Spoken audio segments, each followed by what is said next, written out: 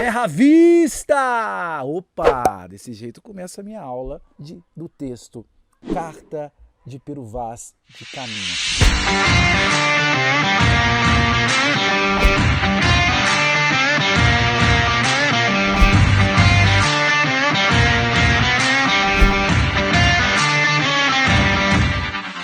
Nenhum país do universo, do mundo, do cosmo entrou para a história por meio de uma carta.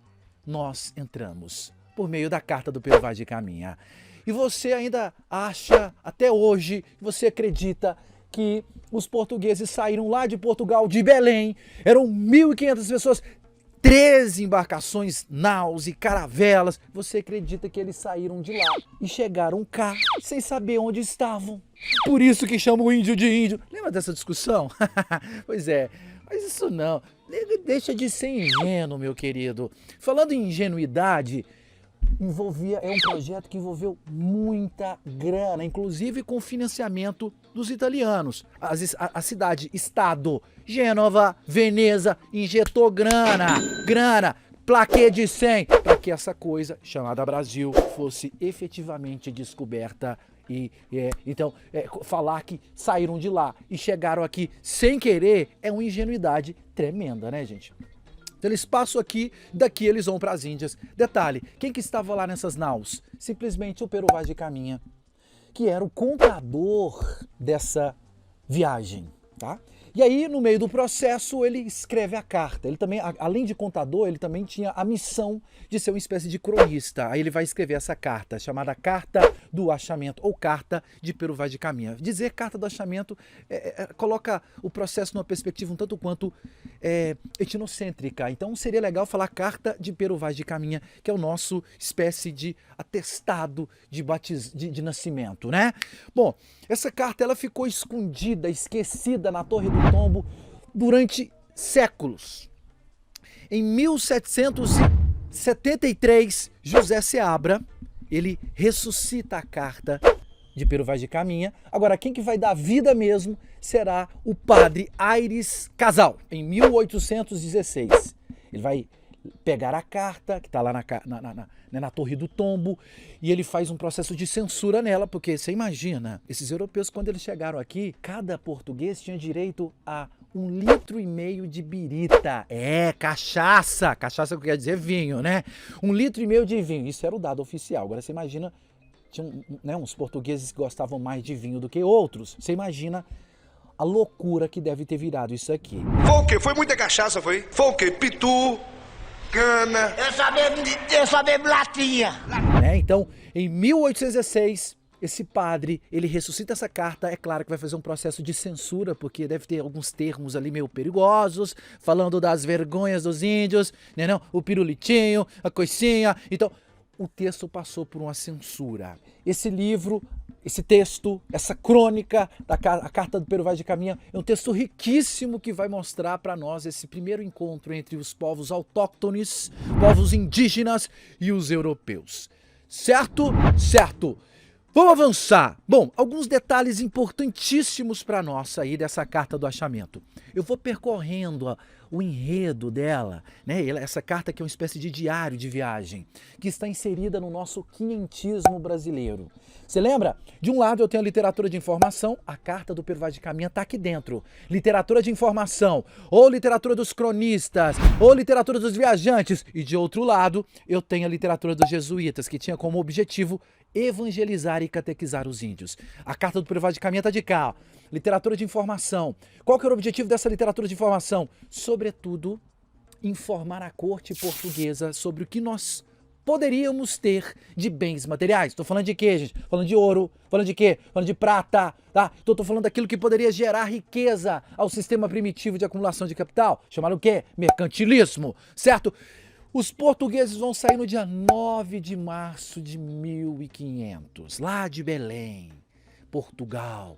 Lugar lindo, incrível. Sai de lá e chegam aqui no Brasil no dia 21 de abril. No dia 21 de abril, eles falam que começam a ver certos sinais de terra. Um dos primeiros sinais são os botelhos. Professor, o que são botelhos? Botelhos é vegetação, é planta. Além dessas plantas, eles olham para o céu e o que eles vão ver? Furabuchos, flamenguistas. Isso mesmo, urubus. Fura bucho, pica ali, ó. Aí pica no bucho do bicho que morreu e come. Isso no dia 21. Inclusive, eles vão chamar, né? O Brasil, um dos primeiros nomes que nós vamos ter é Terra de Veracruz. Né? Isso vai acontecer no dia 22 de abril, quando eles vão olhar e já vão ver o continente americano. Eles vão chamar de Terra de Veracruz. Porque a terra da cruz verdadeira. Então, dos primeiros nomes aí, eles vão chegar lá no sul da Bahia, tá? No dia 22 de abril, interessantíssimo, o Nicolau Coelho, que é um dos líderes, um dos capitães da esquadra de 13 barcos, ele vai pegar um barquinho pequenininho, né? E vai chegar lá no continente. Chegou lá no continente, o Nicolau Coelho, o que ele vai ver? Os índios. Aí o Nicolau Coelho, ele vai ver os índios e vai falar assim. Ele pede para os índios, com a linguagem gestual, né? Fala, abaixa os arcos e as flechas. E os índios vão abaixar os arcos e as flechas. Você acredita nisso? Inclusive, deixa eu jogar uma pergunta que vai ficar no ar. Por que nós, na literatura, temos que estudar a carta do Pero Vaz de Caminha? Não é um documento histórico? Eu vou ter que estudar documento histórico agora na aula de literatura. É isso, professor? Moçada, essa carta ela é caracterizada por muita fantasia. Nem tudo que está escrito ali a gente pode ver como sendo uma verdade inquestionável. Não diga isso. É ingenuidade demais. Tá bom? Então no dia 22 de abril, o Nicolau Coelho chega lá na praia. Olha uma verdade aqui, ó. Será que isso rolou desse jeito? Olha o índio olha o Nicolau Coelho que estava no batel e vai pedir, o Nicolau Coelho pede para que ele jogue seus arcos e suas flechas no chão. E os índios jogam isso no chão. Você acredita nisso? Eu não. Aí tem o primeiro contato entre os povos europeus e os povos indígenas. Vai rolar um escambo ali. Eles trocam alguns objetos ali. Isso no dia 22, que é uma quinta-feira. Dia 23, sexta-feira. Já falou que é sexta-feira, já rola. Aí já vai ter um rolê massa aqui pra você. Quer ver? Dia 23 de abril. Tô percorrendo o enredo da carta, né não? Desse diário de viagem, essa crônica histórica que pertence à literatura de quê? De informação. 2 índios vão ser levados ao barco do senhor Cabral. El Cabral. Chegou lá, os índios estão todos nus e o Cabral tá lá todo sisudo, parecendo um rei grego, parecendo Zeus. Ele tá lá todo sisudo. Aí os índios entram todos pelequinhos, com as suas vergonhas de fora, não, com as suas vergonhas fanadas. Eles têm uma tara nas intimidades dos índios. Aí na hora que ele chega lá no barco, o que acontece? O Cabral, El Cabral, vai dar pro índio o quê? Vinho. O índio bebe, joga fora. Vai pegar o quê? Vai pegar uma galinha o índio fica morrendo de medo da galinha. Pega um carneiro, o índio olha o carneiro e tá tudo sossegado. E aí o índio vai apontar para um colar do Cabral, o Cabral com aquela cara sisuda dele, aquela cara de bumbum azedo, não, parecendo aluno de cursinho quando eles estão muito grilados ali perto da prova do Enem. O índio aponta para o colar do Cabral e aponta para a terra, aponta para o colar do Cabral e aponta para a terra, aponta para um castiçal de prata e aponta para a terra, como se dissesse que ele, índio, soubesse onde tem ouro e prata. Você acredita nisso, gente? Lá no meu bairro, quando alguém conta uma dessa, eu falo assim, ó, truco! Ah, pelo amor de Deus, né, moçada? O índio não valorizava nem ouro e não valorizava prata, nem ouro, nem prata. Então, isso pode ser uma inverdade? Isso pode ser uma inverdade? Muito provavelmente. E se tem inverdade, eu tenho aspecto ficcional. Mentira, aspecto ficcional. E se eu tenho um aspecto ficcional, você consegue perceber que isso é característica literária do texto. O poeta é um fingidor, finge tão completamente que chega a fingir que é dor a dor que de veras sentes. Então, o Cabralzão, aqueles colares de ouro, parecendo o MC, não? E aí eles ficam super felizes, né? Porque afinal de contas, o índio sabe onde tem ouro, não? E onde tem prata, os plaquês de 100, dinheiro, bufufa, Todd faz-me rir. Nem me dê bom dia hoje, porque eu quero meu dinheiro. Isso no dia 23 de abril.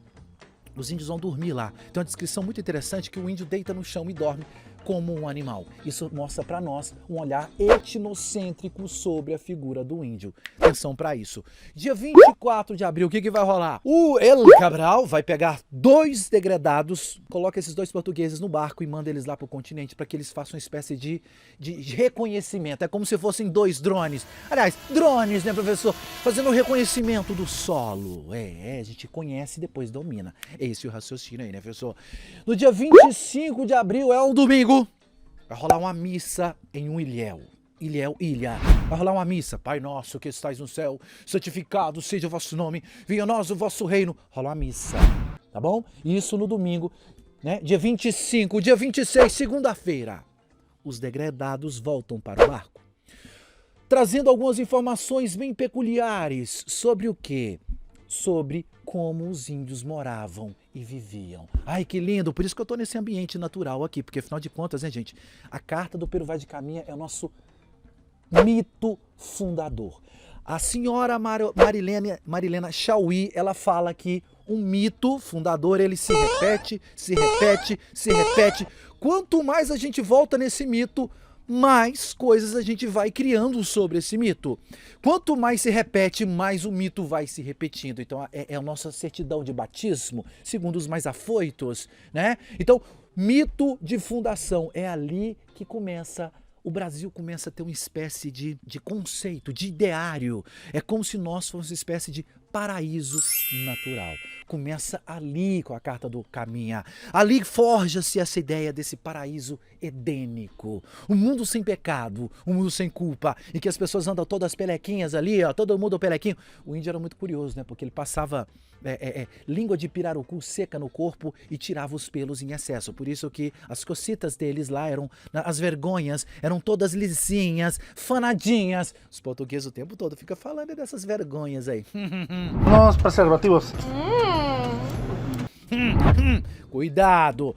Então, dia 27 de abril, terça-feira, os portugueses vão lá no continente de novo pegar lenha. Loucura, né? Lenha para fazer rango dentro do barco, das naus, das caravelas. Dia 28 de abril, quarta-feira, os portugueses começam a iniciar o processo de regresso à terra lusa, certo? E aí, no dia 29 de abril, numa quinta-feira, vai ter uma missa. E os índios vão ficar todos encantados com a missa. Os índios colocam o joelho no chão e começam: Ai nosso que estais no céu, santificado seja o vosso. Eles começam a rezar. Eles beijam a cruz. Tinha uma índia lá toda pelequinha, vem um europeu e coloca uma espécie de lençol sobre o corpo para tampar as suas vergonhas. Você acredita que o índio bateu o joelhinho no chão e começou a rezar? Será que não seria mais um elemento ficcional desse texto? Repito, que tem uma visão bastante etnocêntrica. Será que não? Será que daria para acreditar em tudo isso que está aqui? Continua o texto. Bom, dia 1º de maio. O que vai acontecer? Vai ter outra missa. Uma missa com 70 índios, todos lá, olhando a cruz, empolgados com Jesus. Cruz, Jesus, vai virar um funk daqui a pouco. Moçada, o Caminha, ele coloca várias vezes na carta que os índios, eles começam a se dedicar ao catolicismo. E que uma das maiores missões de nós portugueses, é salvar esses povos. Isso é etnocentrismo puro. Além de etnocentrismo, esse livro tem uma perspectiva bastante renascentista. O índio é como um objeto a ser estudado. Eu escrevo um texto com muitas curiosidades, com muitas verdades e mando para o rei de Portugal. Lembrando que esse texto tem como seu receptor o rei português. Tá? Então, é um texto que tem uma perspectiva bastante renascentista, essa coisa, né, da descoberta, do humano dominando o outro, do humano descobrindo o outro. Além disso, o etnocentrismo, aspectos, repito, renascentistas. Tá? É a partir desse texto que cria-se a nossa noção de pátria. Então é um texto riquíssimo para você conseguir compreender como que foi que nós, Brasil, nascemos. Pega o texto, dá uma lida, olha essas datas, se organiza, faça a preparação boa para você ter um resultado legal. Até o próximo encontro. Fui el terra vista. Agora não, né? Agora é o paraíso à vista. Até logo.